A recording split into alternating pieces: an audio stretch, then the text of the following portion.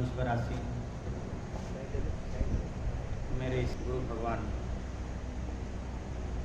एवं माँ जी के चरणों में मेरा शत शत नमन। भाइयों,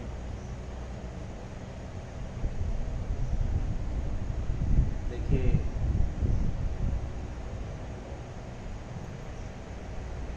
परमात्मा ने जब हमारा ये शरीर दिया है, हम सब लोग जानते हैं पंच तत्व से मिलकर बना है। विज्ञान के छात्र भी जानते हैं, लगभग सभी लोग जानते हैं। और जब हमारा शरीर छूटता है तब हमारी आत्मा के साथ मन, बुद्धि, चित्त, चेतना ये साथ जाती है।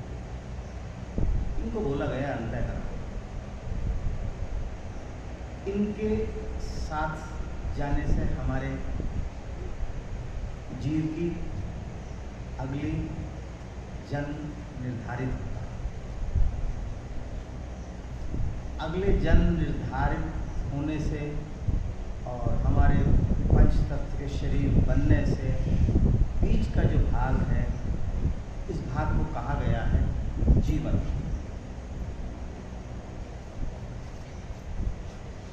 जीव इस बीच के भाग जिसको जीवन कहा गया है,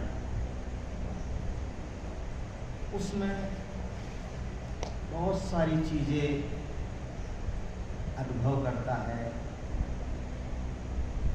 बहुत से सुखों का अनुभव करता है, बहुत से दुखों का अनुभव करता है।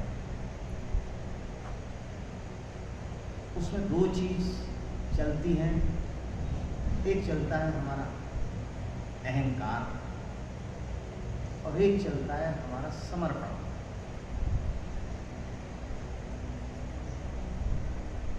अहंकार वो होता है, इंग्लिश में बच्चे उसे ईगो बोलते हैं।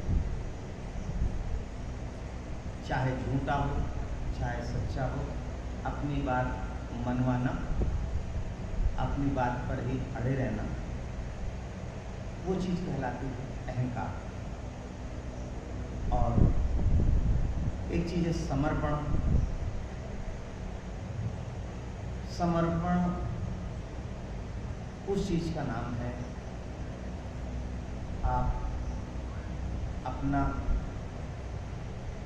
सब कुछ किसी पर निछावर कर। उदाहरण के लिए,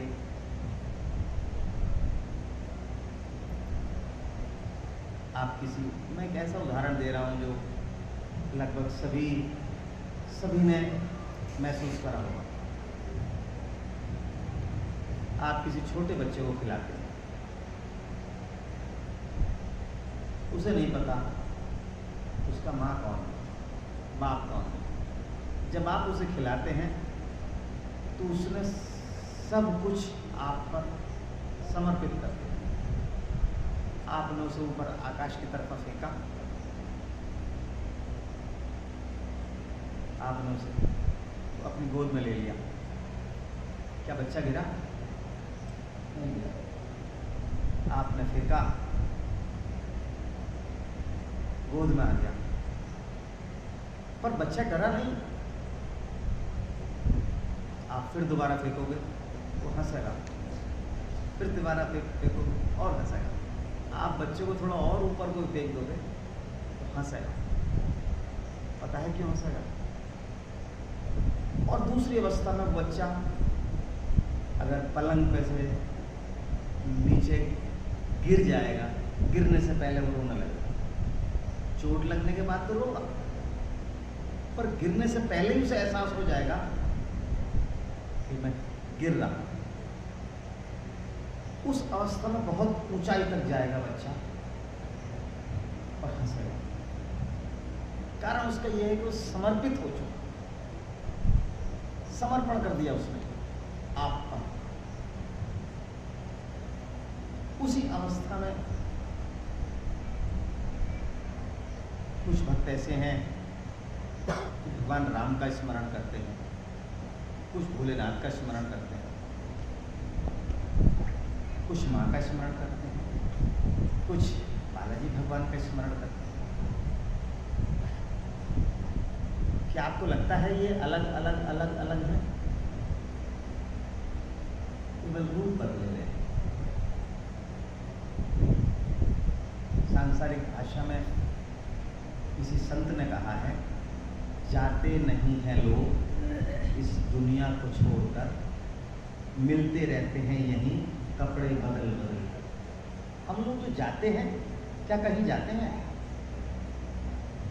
ये 5 तत्वों का जो चोला पहन रखा है, इसको बदला फिर आपके पास आ गया। उदाहरण के लिए आपने कभी देखा होगा, अगर किसी परिवार में किसी का शरीर पूरा होता है और उसकी अंतिम समय में मोहाशक्ति उस परिवार से जुड़ने की रहती है, अक्सर ऐसा देखा गया है कि वो आत्मा फिर उस परिवार के आसपास ही या उस परिवार में ही जन्म ले लेती है। अब योनि उसे उसके कर्म अनुसार मिलनी है। कर्म उसके अच्छे हैं तो मानव शरीर मिल सकता है, और अगर कर्म खराब है तो कुत्ते की भी योनि मिल सकती है, पर रहेगा आसपास, क्योंकि वो मोहाशक्ति में ग्रस्त रहा है जब शरीर उसने छोड़ा है। अगर हम अपने परमात्मा पर, अपने इष्ट पर, अपने भगवान पर समर्पित रहते हो, समर्पित मानते हो, किसे कहा गया है? एक साधारण भाषा में कहूँ, वफादार पतिव्रत स्त्री अगर अपने पति के लिए वफादार है तो वो उसका पति परमात्मा स्वरूप है। इसीलिए कहा गया है पति परमेश्वर। अब ये दूर की बातें हैं। दूसरी चीज ये बताई गई है, जीवन में एक चीज आती है अहंकार। ये हर जीव को होना स्वाभाविक है, और ऐसा नहीं है कि ये जो परमात्मा के भक्त हैं उनको ही अहंकार होता है, जो परमात्मा के भक्त नहीं है उनको भी होता है, और जो भक्त हैं उनको अहंकार ज़्यादा होता है कि हम परमात्मा के भक्त हैं, हम हमारे परमात्मा बहुत नज़दीक है।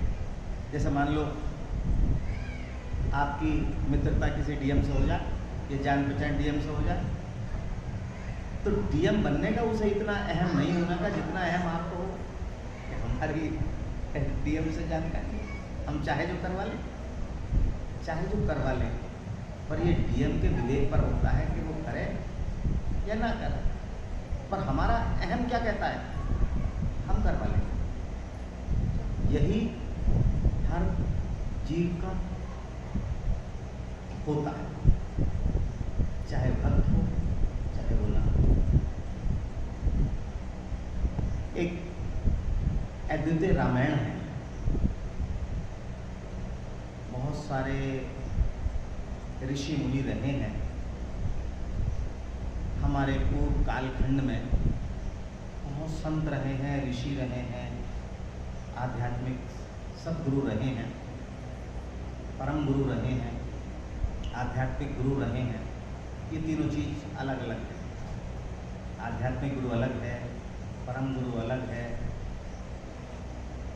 सदगुरु अलग है। उन्होंने कुछ कालखंडों में अलग अलग ऋषि मुनियों ने रामायण लिखी है। उसमें एक रामायण लिखी है अद्वितीय। उसमें एक प्रसंग आता है, ऐसा हुआ रावण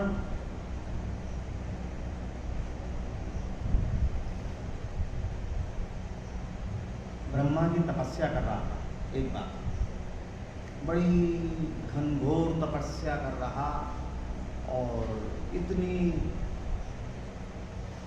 तप कर रहा, उसके तप से जो तेज निकल रहा, ऐसा बताते हैं कि उस तेज से सारे देवता त्राहिमाम करने लगे। सारे लोग मिलकर कुछ ही दिनों बाद भगवान विष्णु के पास गए, ब्रह्मा जी के पास गए। बोले ब्रह्मा जी, ये तो सब कुछ विनाश हो जाएगा, और आप देखो रावण इतना तप कर रहा है, चाहता क्या है? उसके तप से जो तेज निकल रहा है, कहीं ऐसा ना हो कि हम लोग सब मामला गड़बड़ा जाए हमारा। कहते हैं ब्रह्मा जी फौरन रावण के पास गए।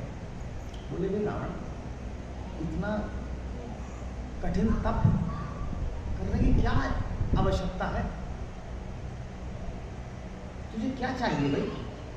इतना तप कर रहा है, जो सारा ब्रह्मांड हिल रहा है, ये सब लोग हिल रहा है, देवगण सब हिल रहे हैं। बोले तू तब बंद कर, क्या चाहता है? तो बोले कि रावण बोला, ब्रह्मदेव अगर आप कुछ देना चाह रहे हो मुझे, तो मुझे अमरता दो। मैं मरना नहीं चाहता। देखो, सांसारिक बात है, क्या कोई जीव मरना चाहता है? नहीं चाहता। ये मानव की बात नहीं कर रहा, कुत्ता भी नहीं चाहता। आप मच्छर को जरा सा मारने का जब आप प्रयास करोगे तो मच्छर को ऐसा उड़ जाएगा, है ना?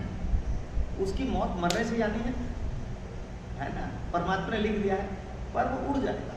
क्यों? क्योंकि वो इस संसार को छोड़ना पसंद नहीं है, मोह शक्ति में बंधा हुआ है। ये परमात्मा की छोड़ी हुई मोह शक्ति है। कहते हैं ब्रह्मा बोले कि भाई देखो ऐसा है, हम लोगों का सिस्टम बटा हुआ है, मेरा काम जीव की उत्पत्ति करना है। जीव की उत्पत्ति से संबंधित अगर कोई मेरे से मांग सकते हो तो मांग लो। और दूसरी बात है, जो तुम चाह रहे हो अमरता, अमरता कभी नहीं आनी, और ना ही मुझे इतने अधिकार हैं कि मैं अमर करने का आपको आशीर्वाद। देखो, मृत्यु तो होगी, अब आप अपनी बुद्धि के अनुसार सोच लो क्या होना है। तो कहते हैं क्योंकि रावण बुद्धिमान तो बहुत था, प्रकांड पंडित था, और इतना प्रकांड पंडित था कि 4 वेद और उन्हें लिखे, 1 वेद उसने लिख दिया। आध वेद जो बनाया हुआ है रावण ने बनाया। रावण बोला, अच्छा महाराज ऐसी बात है तो ब्रह्मदेव आप हमें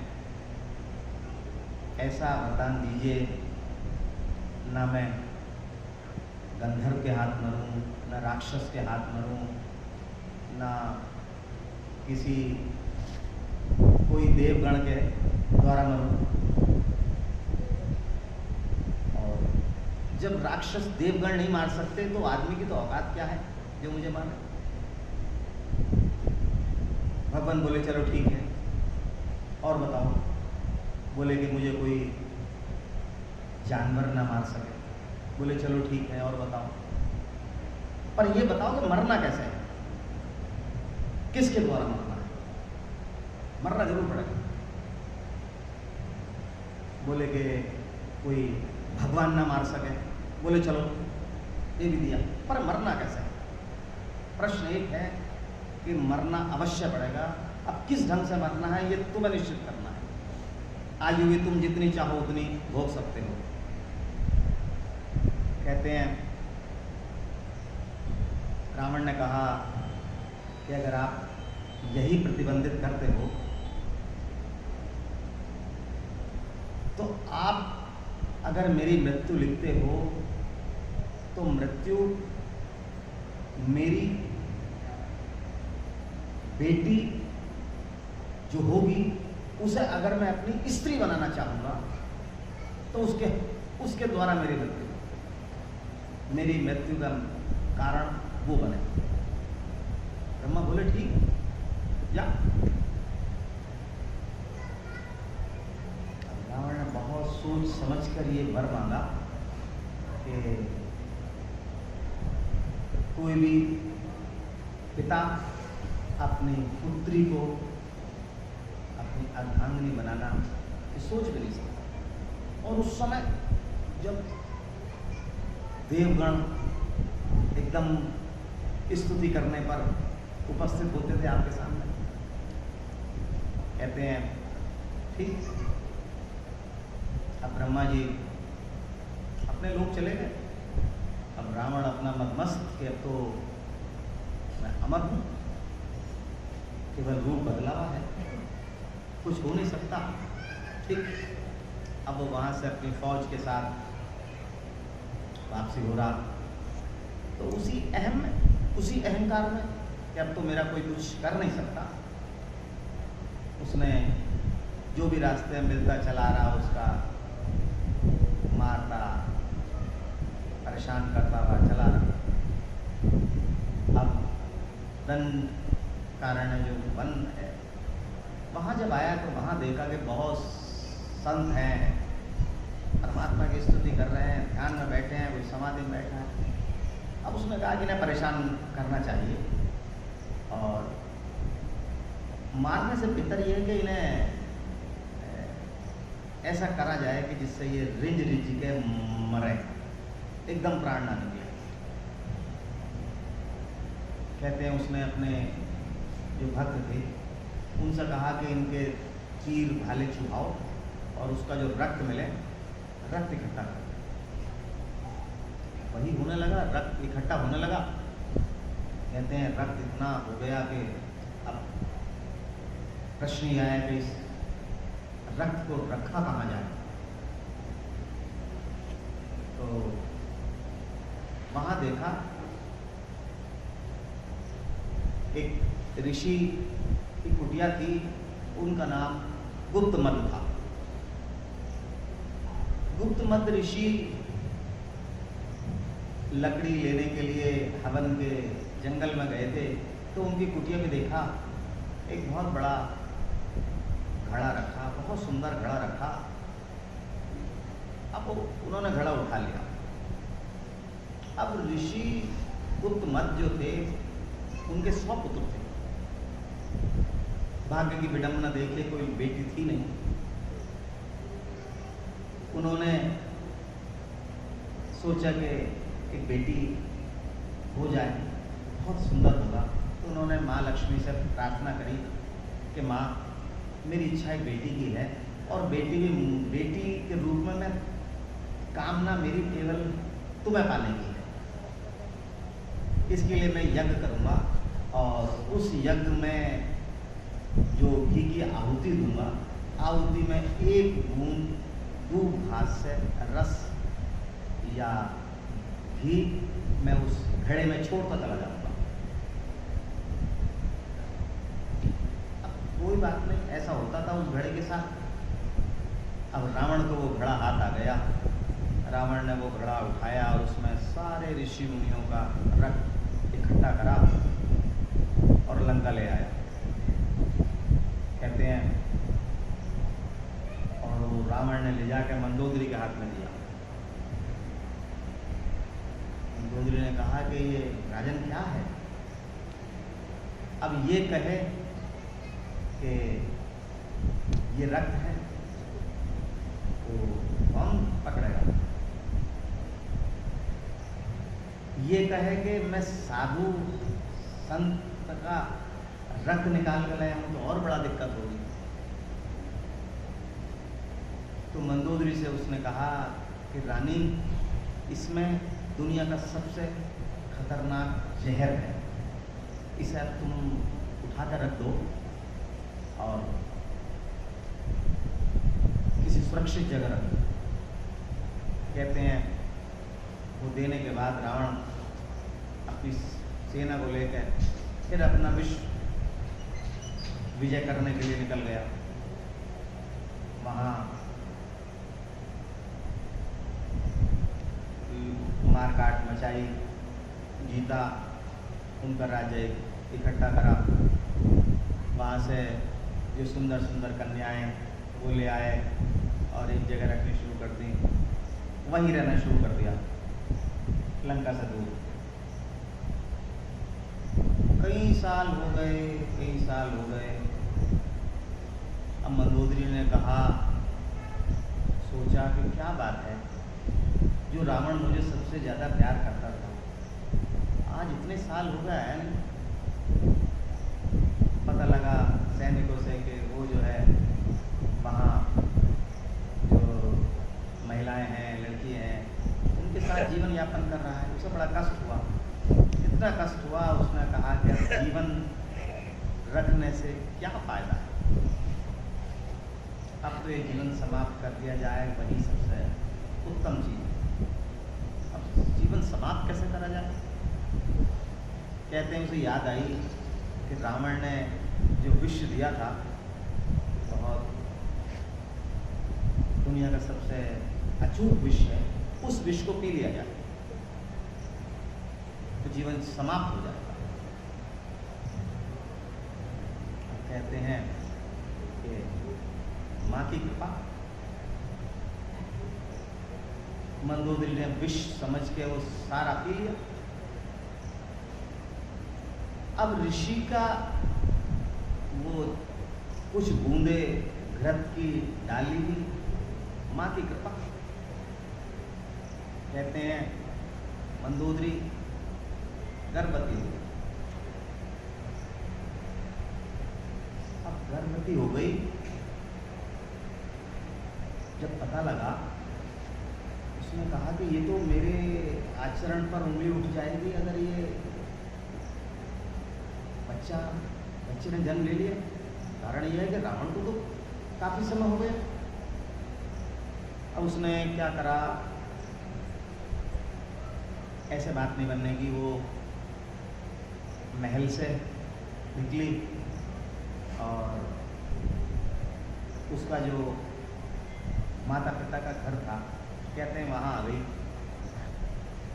और वहाँ आने के बाद उसने अपना घर पात करवाया। वो जगह मेरठ के आसपास है जहाँ की मंदोदरी रहने वाली थी, ऐसा सुनते हैं। वहाँ गर्भपात करवाने के बाद उन्होंने उस गर्भ को एक कलश या लोटे वगैरह में रखा और उसे जमीन में गड़वा दिया। उसके बाद मंदोदरी अपना लंका आ गई। अचानक ये होता है कि राजा जनक के यहाँ अकाल। ऋषि मुनियों ने, संतों ने बताया कि आप अगर हल चलाएंगे जमीन में तो हल की जो रेखा होगी, जो आप करते चले जाएंगे, उसके बाद आपको वर्षा हो जाएगी, अकाल समाप्त हो जाएगा। अब कहते हैं कि राजा जनक और उनकी माता जब हल चला रही थी तो उस रेखा में उनका हल जो है उससे लगा। लगने के बाद कलश हाथ आया,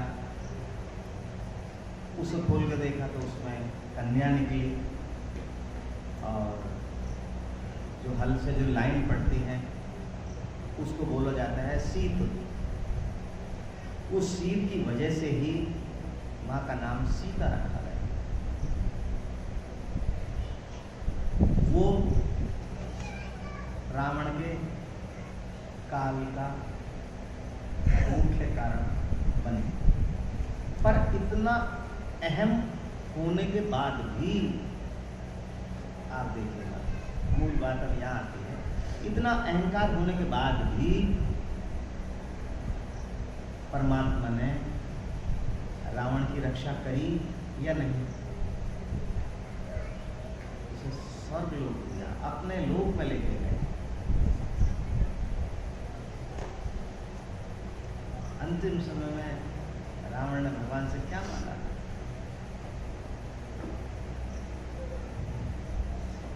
जब रावण ने भगवान राम के लिए जब शिवलिंग की स्थापना करवाई थी,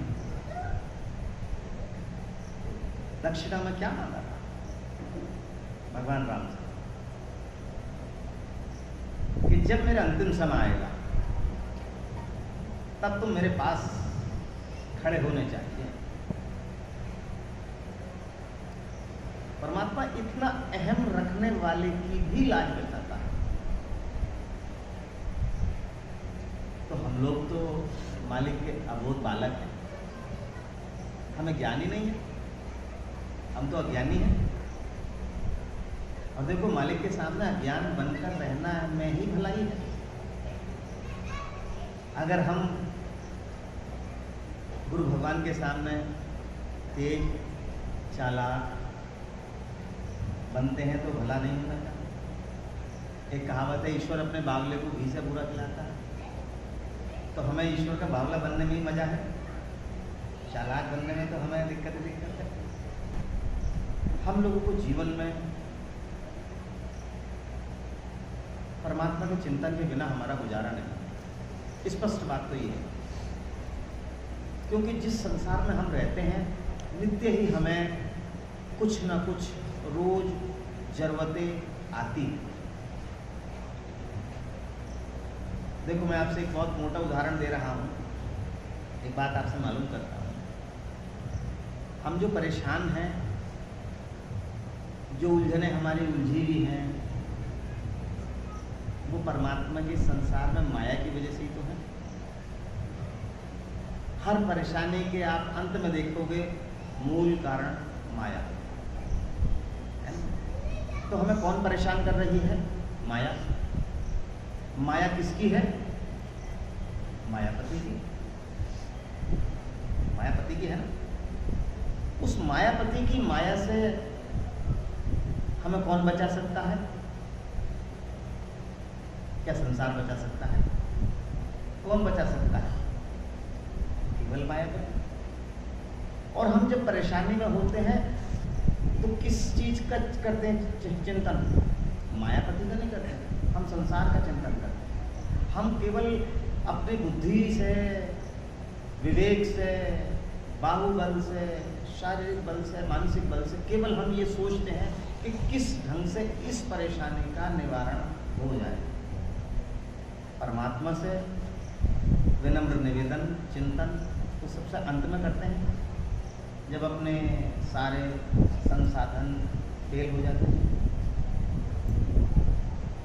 हम लोग ये सोचते हैं कि ये मायापति की माया है, और जब बिल्कुल अंत होता है तब हमें उसकी याद आती है कि मायापति को याद करा जाए। याद करते हैं तो परमात्मा हमें फायदा भी करता है, फायदा करता है, अपनी माया से बचाता है। पर हम बिल्कुल अंतिम समय तक हम यही सोचते हैं कि किसी ढंग से मायापति को ही याद ना करा जाए। यही हमारा दुर्भाग्य है, मैं दुर्भाग्य ही कहूँगा। जिस दिन हमारा समर्पण आ जाएगा, ये तो अहंकार वाली बात है, जिस दिन समर्पण आ जाएगा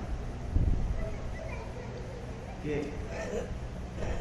ये सब कुछ आपका, आपका मन करे तो करवा देना, ना मन करे मत करवाना, क्योंकि मैं केवल माध्यम मात्र। जब सब कुछ आपकी इच्छा के अनुसार ही होना है, मेरी इच्छा कुछ है ही नहीं इसमें, तो फिर काम हो या ना हो कोई फर्क नहीं पड़ता। जिस दिन आप ये सोचोगे कि मेरा काम है, वह मेरा, मैं अहम को दर्शाता है। और आपका है, तुम्हारा मन करे करवा देना, ना मन करे मत करवा, तो आपको कष्टों का अनुभव भी कम होगा और आप देखेंगे आपकी वो परेशानी चाहे शारीरिक हो, चाहे मानसिक हो, चाहे आर्थिक हो, इतनी जल्दी सुलभता से समाप्त हो जाएगी कि आप कल्पना भी नहीं कर सकते। पर वो देखो, वो चीज उन्हीं भक्तों के साथ है जिनका समर्पण सब कुछ परमात्मा पर हो गया। आपको ध्यान होगा, आपने सुना होगा, महाभारत में जब द्रौपदी का चीरहरण हो रहा था, जब तक द्रौपदी की शारीरिक शक्ति रही तब तक उसने अपने प्रयास करे, अंत तक उसने अपना धोती का जो पल्ला था, धोती को दांत में खींच रखा था।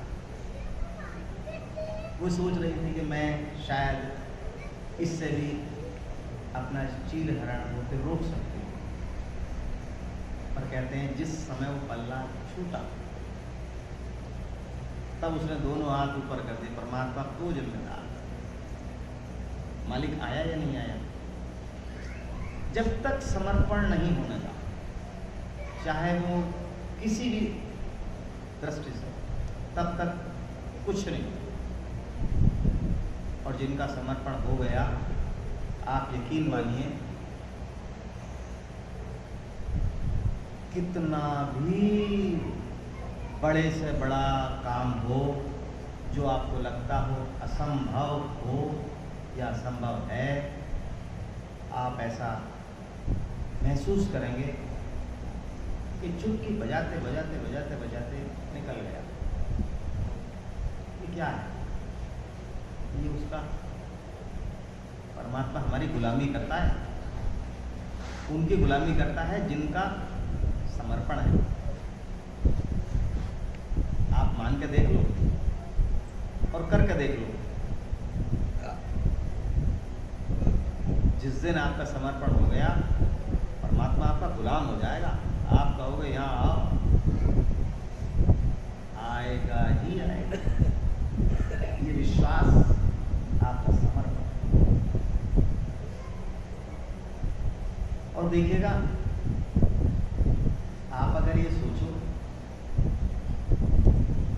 कि मेरे कहने के अनुसार आपने अपने इष्ट पर समर्पण भी सब कुछ कर दिया, कष्ट फिर भी आ रहे हैं, तो हमारे मन से और बुद्धि में एक द्वंद्व युद्ध होता रहता है कि इतना सब कुछ होने के बाद भी ये कष्ट आ रहे हैं, फायदा क्या हुआ। कुछ हमारे मिशन के मूर्ख भक्त हैं, वो सोचते हैं, मैं मूर्ख भक्त इसीलिए कह रहा हूँ, सोचते हैं कि इतने साल हो गए गुरु भगवान के दरबार में जाते जाते, परेशानी फिर भी आ रही, फायदा क्या हुआ। इससे बड़े तो घर बैठते, जब परेशानी आनी है तो घर बैठ कर बुलाओ, बेकार जा रहा। उन्हें ही पता होना चाहिए। उदाहरण के लिए भगवान राम पर कष्ट आए, भगवान भोलेनाथ पर आए। भोलेनाथ की जो अर्धांगिनी माँ सती थी, उनका शरीर पूरा हुआ, उनके शरीर के टुकड़े हुए, क्या वो बचा नहीं सकते थे? वो क्या नहीं कर सकते थे? आप समझिएगा, वो क्या नहीं कर सकते थे? जो हम सोच नहीं सकते वो कर सकते थे।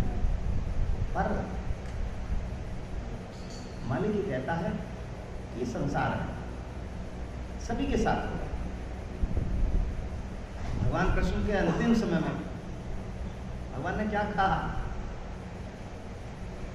जिन तीरों से उन्होंने इतना सब कुछ करा, उन्हीं तीरों से गोपी छीन के चली गई। ये क्या हुआ?